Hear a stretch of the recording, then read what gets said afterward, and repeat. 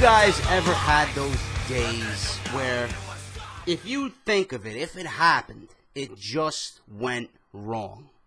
That was the day I had today. Saturday, it literally just hit 6:07 p.m. here on the East Coast. It's Saturday night. Everything at work went wrong. Everything. I really just wanted to pull a CM Punk. I wanted to walk out, quit, and say, fuck this place. I'm done. You know, I just can't stand people with shit attitudes. I can't stand fucking cleaning up after people's messes. You know, I'm there to do one thing, and that is perform. And I'm not given enough opportunity to do that if I have to clean up after people's messes. So when you're managing inventory of a huge fucking store and shit is misplaced and not labeled and just all over the place in a different fucking case where it's supposed to be, there's a problem. So I had to clean that up with my manager today. On top of that, people being fucking nasty.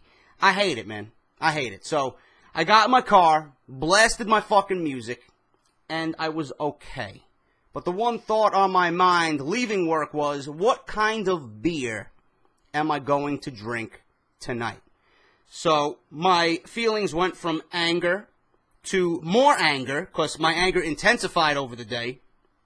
And then, as soon as I got in my car and I left work, I was, you know, finally done with this fucking place until tomorrow. All right, I got to be there at 9:30.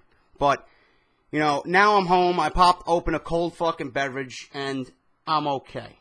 But I'm sure you guys who work, you guys who support families and have kids, you know, I'm sure you're used to days where, you know, days are fucking good, and then there's days that just everything you can imagine just goes fucking wrong. And you just want to scream. Right there in front of everybody, you just want to fucking scream at the top of your lungs. That was my day. So I'm glad to be sitting here, off the script number 3, part 3, I should say, for episode number 32. Thank you guys for watching me and spending your time with me today. This is going to close out the week, September 28, 2014. If you guys missed parts 1 and 2, please go and check them out. Go and show your support down below in the description. In part 1, I talk about the potential health scare, heart problems, and potential injury of Brock Lesnar. Is it true, or is it just a fabricated rumor? Go and check that out. I discuss all that in part 1. Part 2, top 10 of the top 500 wrestlers for 2014 according to Pro Wrestling Illustrated, the PWI top 10, top 500. I discuss that. I break down the top 10 in part 2, so go and check that out if you did indeed miss that. And for the elitists out there who, you know, wanted to pick apart my commentary, there was maybe one or two of you. You know, just I see all the comments come in, you know, while I'm on lunch at work, while I'm at work, if I have some free time. I see all the comments come in, man. I read everything. So if you think you're going to get one over on me, or if you're going to say something out of line, I manage and monitor all my comments, man. Does this look like a face of someone who fucking cares that you know the one Japanese motherfucker in the top 10? I don't care. Does this look like the face of a man who fucking cares who that guy is, what titles he's won, what accomplishments he has, where he fucking lives, where he wrestles, what time he took a shit this morning? I don't care. Okay? Please understand that. I don't fucking care. If I was a fucking independent wrestling channel, then maybe I would fucking care. But this is WWE. If you're not here to listen about WWE, do not fucking watch the video. Plain and simple. But please, does this look like a face of a man who cares? I don't care. I really don't fucking care at all. I do care about how good this beer tastes, though. That's the only fucking thing I care about right now. And finishing this video and talking WWE with you guys. So if you did indeed miss parts 1 and 2, links are down below.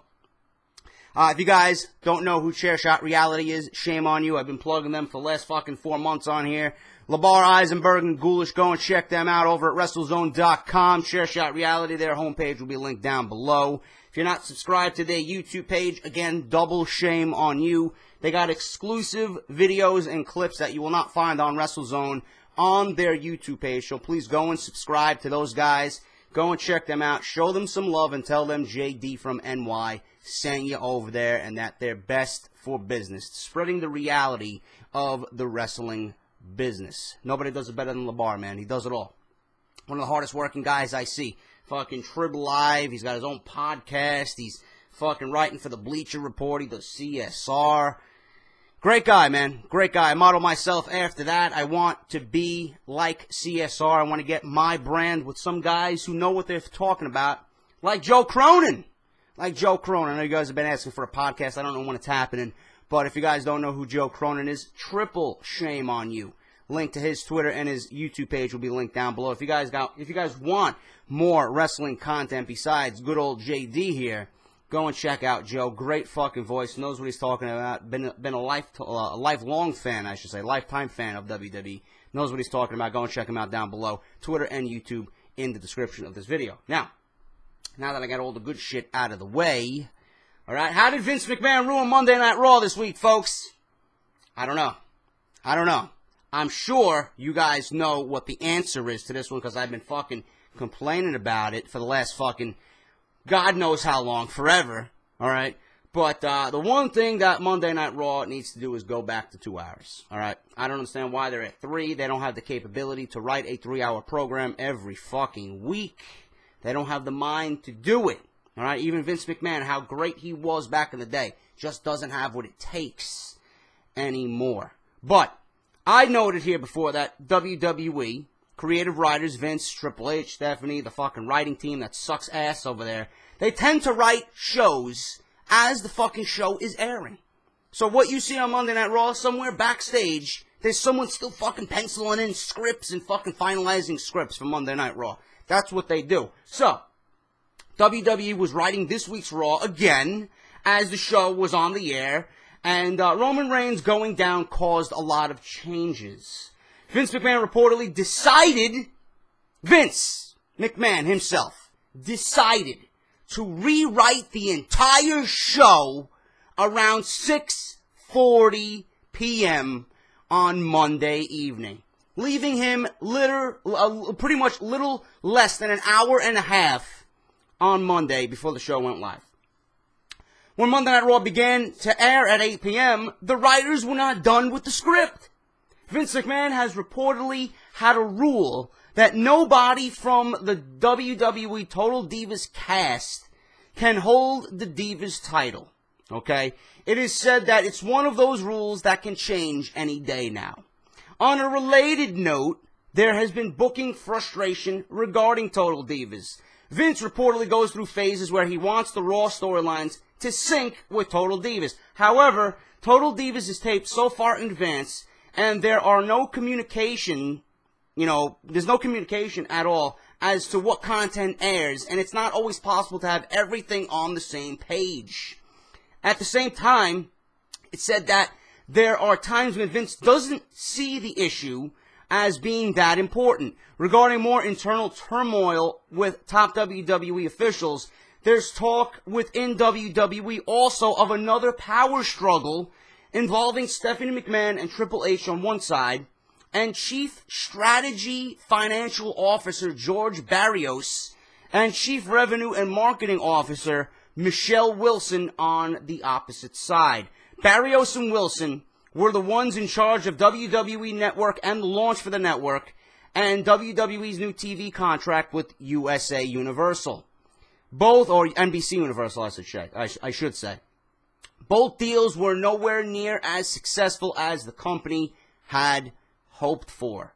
So there's a lot of bullshit going on in WWE right now. Vince has to let the fucking writers... Actually, no. Vince really needs to if he wants to do it himself, do it during the week where you have things planned and you stay with the plan. Or have scripts ready for the fucking weeks ahead, for the months ahead.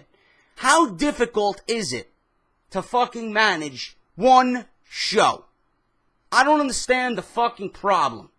It's bad enough you're 3 hours, let alone you're writing scripts by yourself at 6:40 p.m. on Monday, less than an hour and a half before the show goes live on USA. There's a problem there. That's embarrassing for me to even report. It's embarrassing for me to report. Total Divas, I don't give a fuck about Total Divas. Total Divas is actually ruining the WWE programming on their actual wrestling shows, Monday Night Raw and Friday Night SmackDown, because it's easily some of the worst shit you'll see on WWE programming. I couldn't care less about Total Divas. Alright, I watched the show. The show is entertaining, but it should have nothing to do with what happens on WWE TV. You want to present the Divas in a reality light, under the spotlight on the E! Network, it needs to be separate from what's going on WWE TV. There's no reason for what happens on the show to be mingled in with what happens on TV. Okay, that's fucking bullshit. Have your own storylines, give something, decent for the women to work with, instead of fucking playing off and feeding off Total Divas, because it's nothing but fucking reality garbage. Reality show garbage that is never going to translate well on WWE TV. Plain and simple. Alright? You gotta have a Divas division fucking make sense. It's gotta fucking feel good. It's gotta feel right. And it should be taken seriously, man. You got talented women there, and you're not doing anything with them except exposing them to fucking bullshit like fucking Total Divas. Garbage. So, make it a whole separate entity. Total Divas is just something to bring awareness to the WWE product. Oh, WWE has fine, beautiful, intelligent, and well-groomed professional wrestlers on their roster. Let's watch and see what these guys or these girls can do in the ring. That's it. That's it. I just saved you the Divas division right there. Should not have anything to do with Total Divas at all. As far as the internal problems with Stephanie McMahon and Triple H, with Barrios and Michelle Wilson, I don't know what's going on there, man. The network launch was stale. They're worried about subscribers. The TV contract that they did with NBC Universal, it caused the stocks to go down. Nobody was happy with it. They thought the WWE was going to get more money out of it. So, there may be hot water there with those two, but, I really don't have any other information on it. So, take it for what it is and what I reported here. But that's the latest going on internally behind the scenes in WWE. All I know is Vince can't be writing scripts at 6:40 before they go on at 8 p.m. That's fucking ridiculous. Absolutely fucking ridiculous. I don't know if that's a narcissistic complex or if that's someone who's just fucking lost his mind and senile, but you can't be doing that, man. That is absolutely fucking ridiculous. You go on the set of a movie, you think they're going to be writing the fucking script as the movie's being filmed? Come on, man. You think these guys, the big stars in Hollywood, DiCaprio and fucking all these other guys out there, they're fucking being handed scripts written to them right in front of them? Oh, here you go. Recite this. It's ready to go. Well, I'll finish the next scene next.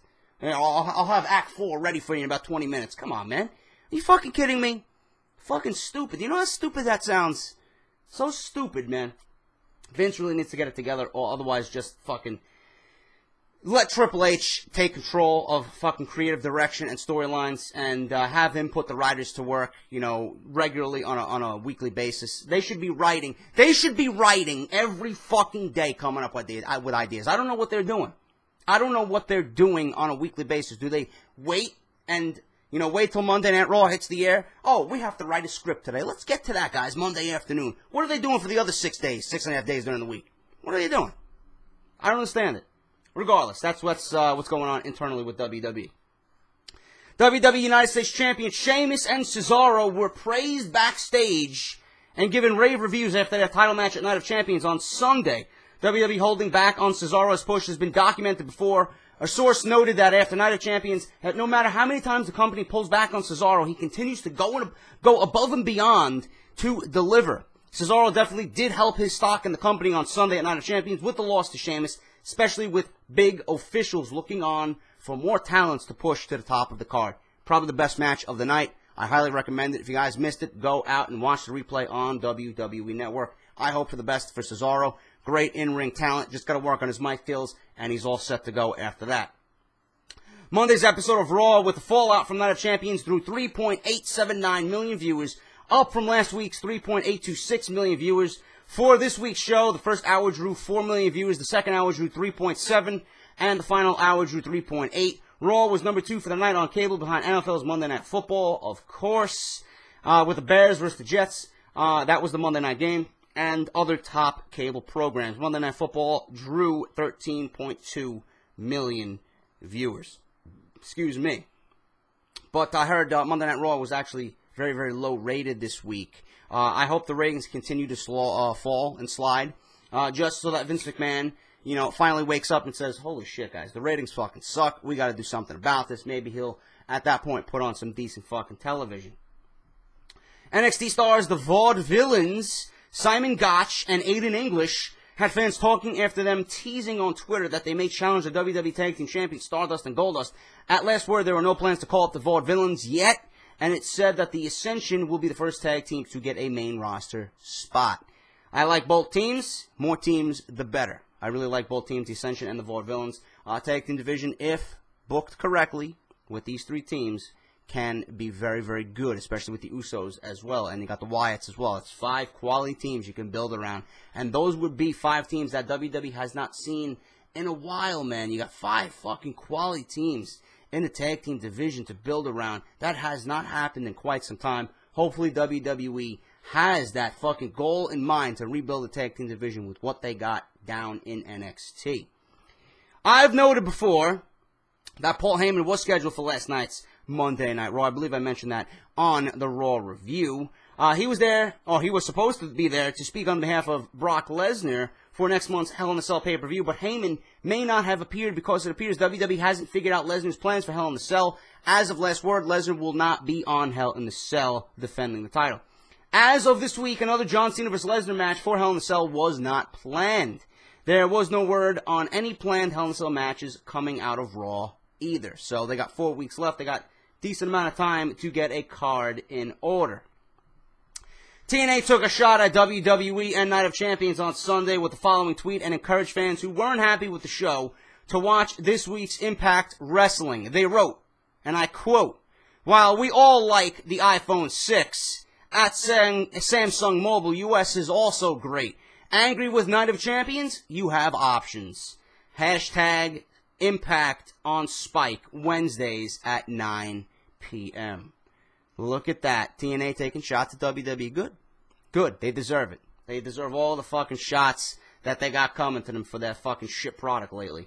There was a rumor at last week's TNA Impact Wrestling tapings in Bethlehem, Pennsylvania, that Austin Aries could be departing the company as his contract is expiring. We don't know exactly when Aries' contract expires, but it's reported in the summer that Aries, not being advertised for the 2015 UK tour, was likely a sign that his deal was expiring before the year is over. Aries tweeted the following after last week's tapings, adding to speculation that his deal may be expiring. "Much love to my entire Impact Wrestling family. We all busted our ass and put our bodies on the line with passion and pride.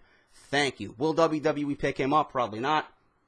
Austin Aries is probably one of the best talents to come out of TNA in quite some time. A male fan reportedly hopped the barrier at ringside after Raw Monday in Memphis, Tennessee. The fan was trying to get to John Cena while Cena was going around the ringside, greeting fans, giving high fives after the show went off the air. Fans in attendance said to be, or said that the fan appeared to, go up to Cena and try to embrace him, not attack him.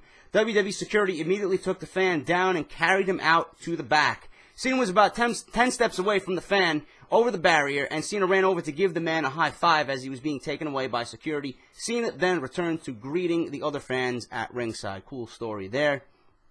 And finally, guys, to end this week's Off the Script Part 3, at last word, Sting has still not signed a deal to wrestle with the WWE. He has signed a deal for merchandising and has the deal for WWE 2K15, but there's no change in the status of a possible return to the ring. It is still expected within WWE that the two sides will come to an agreement to have Sting wrestle at WrestleMania 31 in March 2015.